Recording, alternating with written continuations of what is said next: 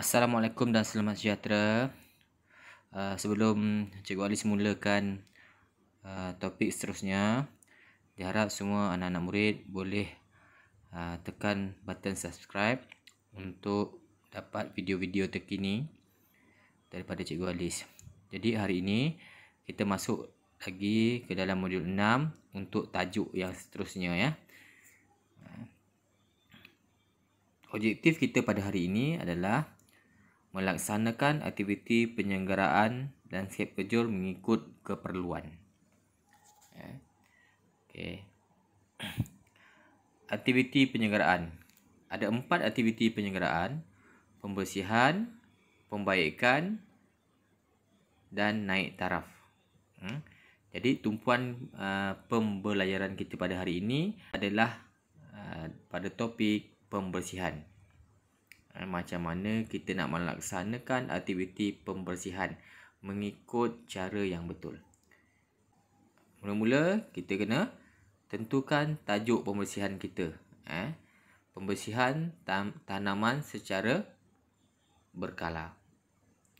Itu kita punya tajuk lah. Jadi maksudnya kita nak bersihkan taman lah secara berkala. Itu kita kena tentukan tajuk dia. Apa yang kita nak bersihkan lah. Kalau kita nak bersihkan kolam lah. Kalau kita nak bersihkan halaman rumah lah. Mesti tentukan dia punya tajuk. Itu langkah pertama. Langkah kedua, kita kena sediakan alatan. Alatan adalah langkah kedua. So kat sini untuk tajuk ni kita perlukan mesin penyembur angin, penyapu taman, pam air tekanan tinggi dan juga plastik sampah. Okey, alatan-alatan ni akan digunakan dalam proses kerja kita nantilah. Dan contoh-contoh alatan atau gambar alatan ni saya dah bagi dalam video-video sebelum ni pembelajaran sebelum ni. Jadi itu adalah langkah kedua sediakan alatan dia. Kemudian kita kena sediakan bahan yang kita nak gunakan. Bahan ni seperti yang saya terangkan sebelum ni, bahan ni dia habis guna Jadi bahan yang kita akan gunakan adalah bahan peluntur dan juga sabun. Sebab bahan peluntur dan sabun ni bila kita guna dia akan habiskan. So sebab tu kita panggil bahan. Itu adalah langkah ketiga. Jadi tajuk kita dah ada, alatan kita dah ada dan juga bahan. Dan seterusnya langkah keselamatan. Kita kena ambil langkah keselamatan dulu sebelum kita mulakan kita punya proses kerja lah ataupun sedia kerja dalam langkah keselamatan. Langkah keselamatan ni kita ada 3. Sebelum kita mulakan, pertama, kita memakai pakaian yang sesuai untuk amali. Maksudnya kalau kita nak membersihkan tu, pakaian kita kena sesuai lah. Ini dia punya contoh.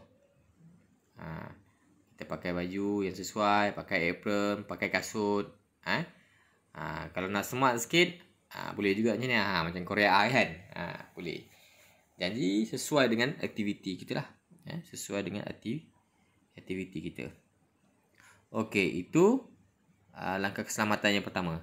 Langkah keselamatan yang kedua, memakai sarung tangan, kasut kebun dan topi kebun.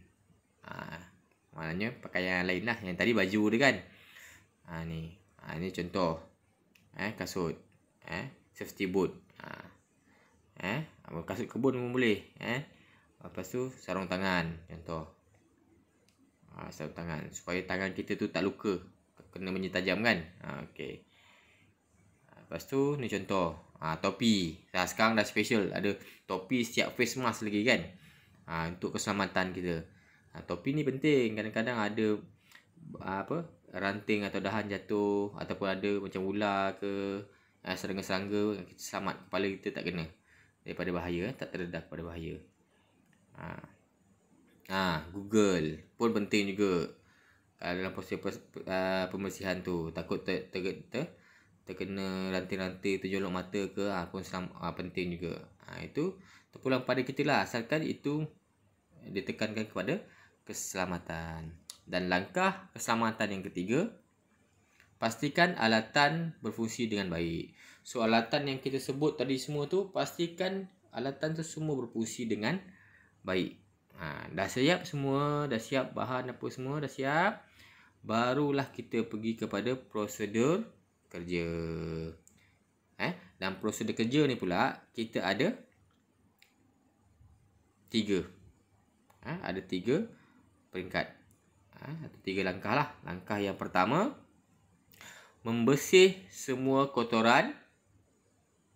Apa dia kotoran tu? Daun kering, sampah sarap, kertas, dahan-dahan kayu, ranting yang patah, dengan menggunakan apa? Dengan menggunakan penyapu taman ataupun dan juga penyembur angin. Penyapu taman ni macam mana? Kita tengok. Macam ni. Kan? Kita sapu dulu sampah-sampah daun kering tu. Ni proses pembersihan ni. Langkah pertama proses pembersihan. Lepas tu kalau penyembur angin macam ni. Penyembur angin. So dua-dua kita boleh gunakan. Itu adalah langkah yang pertama.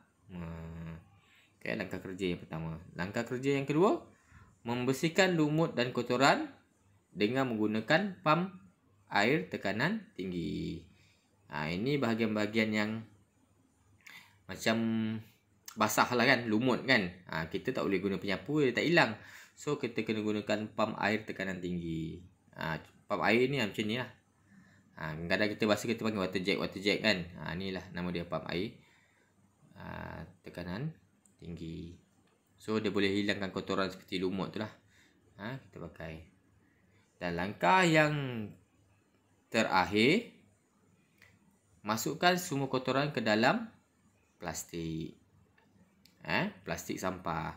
So sampah yang kita dah kumpulkan tadi, segala sisa-sisa yang kita dah kumpulkan tadi, daun-daun kering tadi, apa saja sampah, kita kena masukkan dulu ke dalam plastik sampah. Biasa warna hitam tu kan. Dan kita buang ke dalam tong sampah. Barulah senang nanti orang majlis daerah ataupun pihak pembersihan majlis tempatan boleh kutip sampah tu dengan elok lah, dengan baik. Sebab kita dah bungkus dengan elok. Seperti inilah. Masukkan sampah ke dalam beg plastik dan ikat dengan ketat sebelum dibuang ke dalam tong sampah. So saya harap semua boleh faham. Jadi aktiviti melaksanakan pembersihan ni adalah salah satu daripada aktiviti penyelenggaraan. Sebab aktiviti penyelenggaraan tadi dimula tadi saya sebut ada 4. Pembersihan, pembaikan, penggantian dan juga naik taraf. So hari ni kita hanya masuk kepada pembersihan dahulu. Kita bersihkan dulu. So 5 langkah pembersihan. Tajuk, alatan. Sebenarnya dah ada bahan. Lepas alatan tu ada bahan. Alatan, nombor 3 bahan. Nombor 4 langkah keselamatan. Dan sebenarnya nombor 5 prosedur kerja. So 5 langkah ni kita akan gunakan dalam pembersihan, kita akan gunakan dalam pembaikan nanti, kita akan gunakan dalam penggantian dan juga kita akan gunakan dalam naik taraf. So harap semua murid boleh faham dan boleh dengar berulang kali untuk catat nota dia lah. Saya rasa cukup setakat itu pengajaran kita pada hari ini. Harap anak murid semua jangan lupa tekan button subscribe untuk dapatkan video terkini daripada Cikgu Halis. Jadi sekian, terima kasih.